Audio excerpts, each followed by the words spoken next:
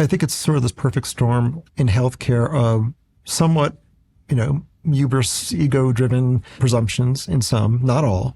It's very presumptuous to say, well, I can't see what is causing your problem, so ergo it doesn't exist.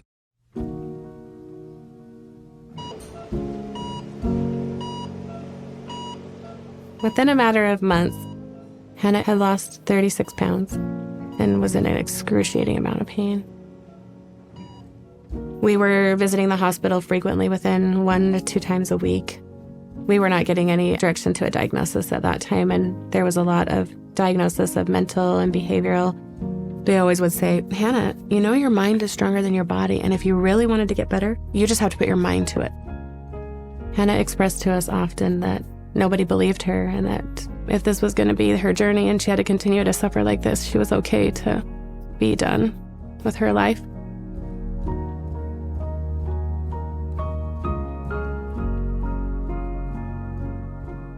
POTS, or Postural Tachycardia Syndrome, is a form of chronic orthostatic intolerance.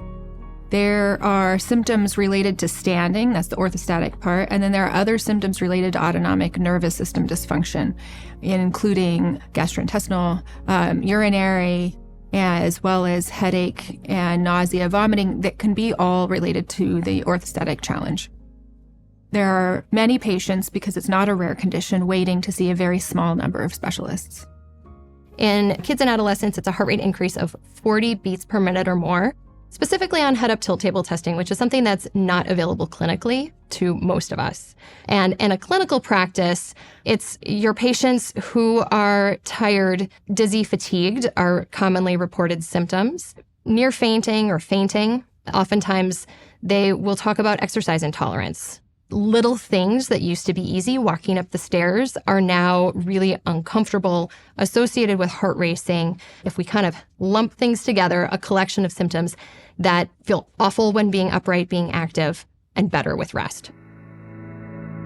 Many of them are thought to have normal physical examinations, so the assumption is that they're making stuff up. But if you do a careful physical examination and you measure their heart rate and blood pressure response to standing, they're not normal at all. This is not a random set of symptoms like you'd get in somebody who's making stuff up. It is what I call a monotonously consistent range of symptoms that you see from a kid from Utah or Maryland or New York or Canada. We didn't know what doctors to see, and all the ones we saw could only focus on one problem, try to fix my headaches, and just all focus on something different. And so they were telling us to do different things, so nothing really matched up at first, and so that was pretty frustrating. We had one physician tell us, we are inundated with you patients. We can't deal with all of this. You've got to at least only give me 1 or 2 things. I had one get frustrated and say, I can't even finish my exam because he can't stand up. Why won't he stay up? POTS is a disorder of inadequate blood flow. One of the best ways to think about it is the heart can't pump what it doesn't get. So when patients stand up, there's what we call a loss of blood flow to the heart, and then the heart doesn't pump that, and it results in a drop in cardiac output about 30% to 40% on average. And then the rest of the body has to make do with what's left. So the brain is underperfused as well as most of the other organs. So that explains why they have so many symptoms. POTS is associated with a very poor quality of life. In different studies, it's been comparable to the quality of life we see in patients with end-stage heart failure, end-stage chronic lung disease. So, these fairly big, dramatic conditions, it's been comparable to patients on dialysis. At the children's hospitals, it was awful. It's absolutely awful. I've never been treated so poorly in my life. I'd be in the hospital for days because I was screaming in pain, and obviously something was wrong. No kids crying and screaming nonstop. And I would say, I just want to give up. I just want this, to be over with. They immediately assume I was just suicidal, or, she's just crazy. She would be better off in a mental hospital.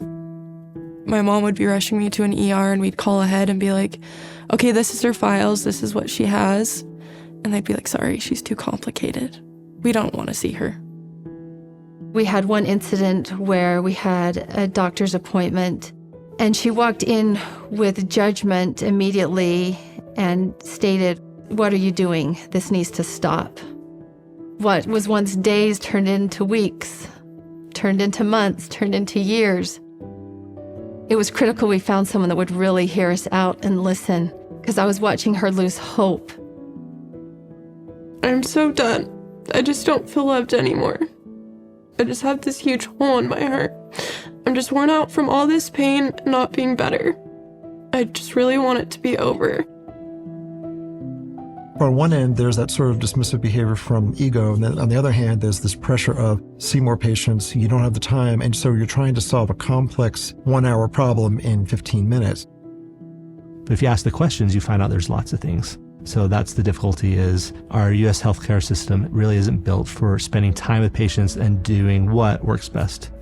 The National Institute of Health found that 75% of all diagnoses can be found with just interviewing a patient.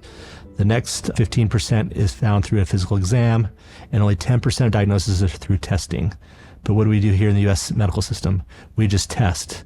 And these tests statistically only find the answer less than 10% of the time. So 90%, they're normal. We've kind of become this instant, well, that test is normal, therefore there's nothing wrong with you, therefore be on your way. When people are told that there's nothing wrong and they're dismissed, the modern term is being gaslit, not listened to and not believed.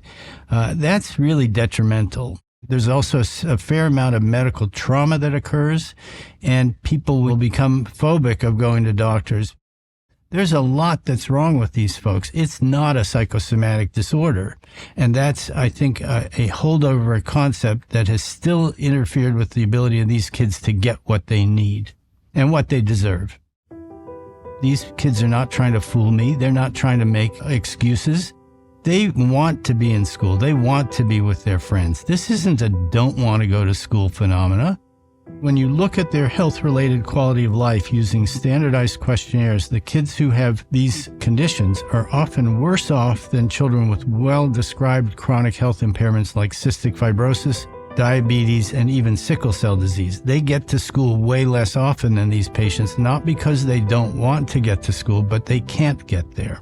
So if we should be treating children based on the level of functional impairment day to day, we ought to be devoting way more resources to these patients than are currently the case.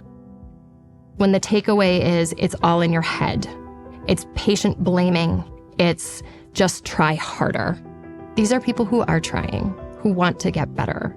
So we've broken a therapeutic alliance. Our patients may feel abandoned. They may feel hopeless. And there's nothing good that comes out of that situation. Sadly, many of the patients that I meet have been told at one point or another that their physical symptoms are completely attributable to anxiety.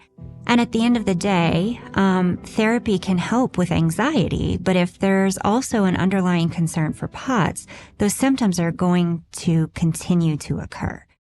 And if we wouldn't look at a patient with a congenital heart defect and say, you have anxiety, so we're not going to treat your physical symptoms, then how on earth can we justify looking at a POTS patient and saying, you have anxiety, so we're not going to pay attention to this other part?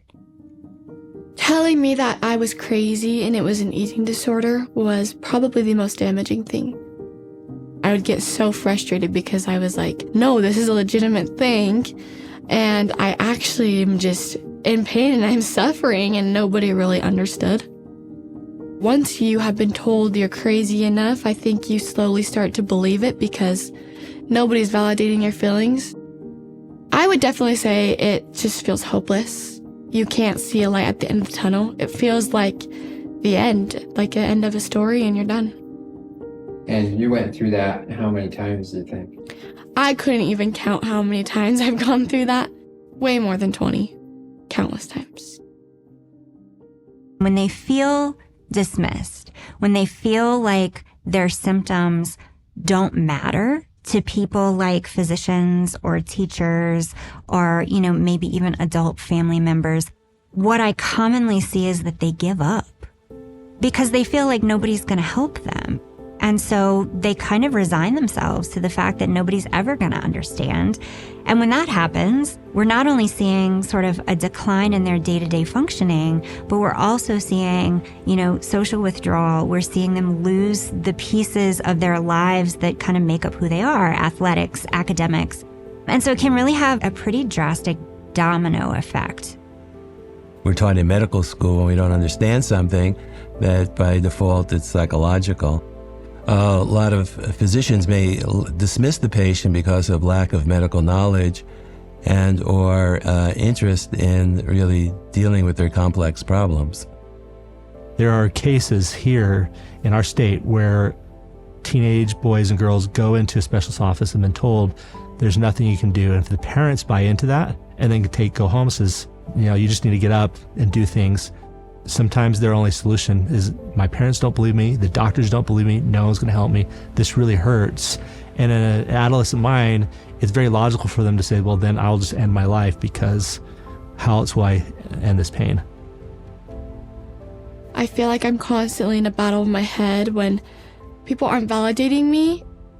So to actually have somebody tell me that it is real made me feel peace and made me feel like I'm allowed to have these symptoms.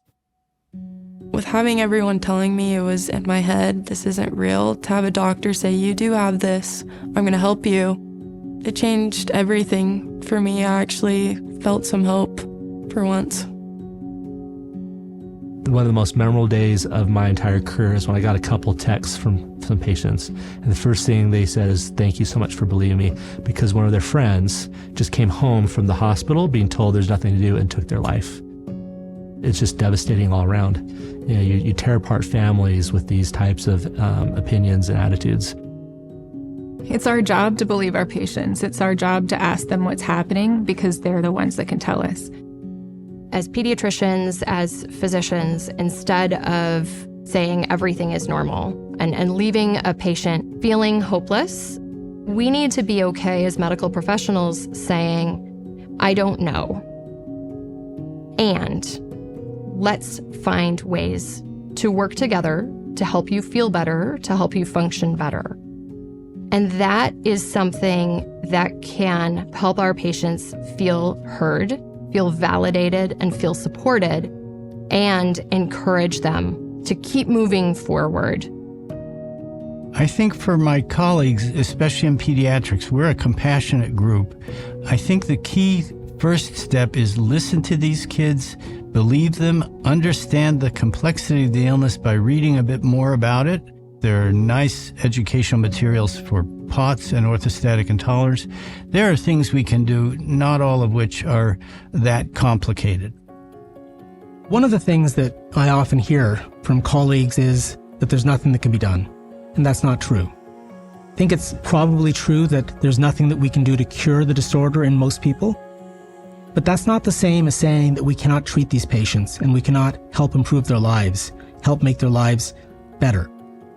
And the truth is, most physicians can do this, starting with recognition, validating symptoms that patients have that may have been dismissed in the past, and moving on to non-pharmacological treatments and even first-line pharmacological treatments. Just kind of remember in your busy day, running patient to patient, to tap into your humanity. Many of these kids and teens have felt dismissed before. They've been on a long journey to get help. They're suffering with an invisible condition that nobody really understands in their day-to-day lives. And if you can have a compassionate conversation with your patient, you're rarely ever going to steer them in the wrong direction. I would invite all physicians, actually, I'm not going to ask, beg, please learn about POTS and how we can support our patients. I believe that's why all of us went into healthcare, was to help people. I think physicians, we have the capability to figure out hard things, and our patients are willing to take the challenges if they have partnership. If we can somehow coordinate our efforts, at least find like-minded individuals and then share the information, there's going to be more options for access for those patients. We just don't know what we don't know yet. And collaboration is the best way for us to figure out what we don't know. Some people like to use the analogy of multiple sclerosis. Before they had the MRI, it was a psychological problem. It was a mental health issue. And then once they developed the technology to see the demyelination, now it became a structural and it became a real disorder. But the patients didn't change, but doctors advanced. And I believe that's where we are with these disorders.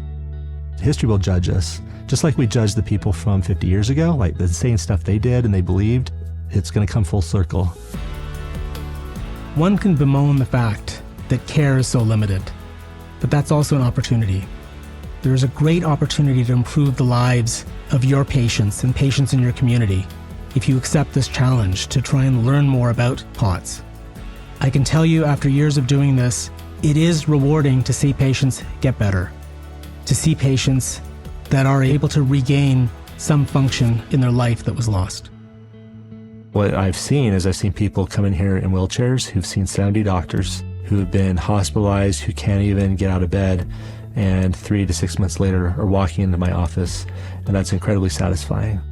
There is something more that we can do, and it will require our personal efforts to study and learn about them, but then you can make a huge impact on the lives of these children and these young adults in a way that they have never had before.